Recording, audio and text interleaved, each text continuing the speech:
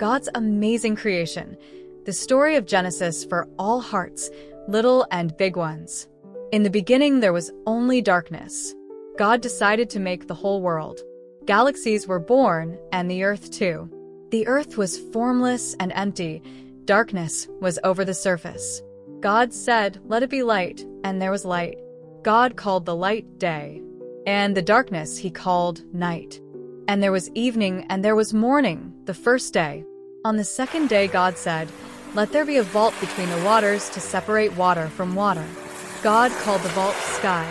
On the third day God made the ground and named it land, and gathered all the waters and called them seas. On the land there were mountains and valleys, and flowers of many kinds, trees with fruits of many colors and flavors, and plants bearing seeds. On the fourth day, he made two big lights to separate the light from the darkness. The greater light to govern the day was the sun. The lesser light to govern the night was the moon. He also made the stars to shine together with the moon. On the fifth day God made birds to fly in the sky, many different birds to soar in the sky, from majestic eagles to cheerful sparrows. He also filled the seas with large fish and with many small and colorful fish. On the sixth day God said, "Let the land produce living creatures that move along the ground."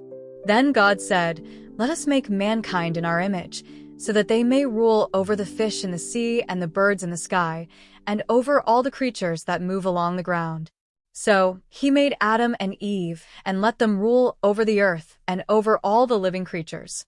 The seventh day was a rest day, peaceful and quiet. God saw all that he had made, and it was very good. Thank you for watching. Come back again.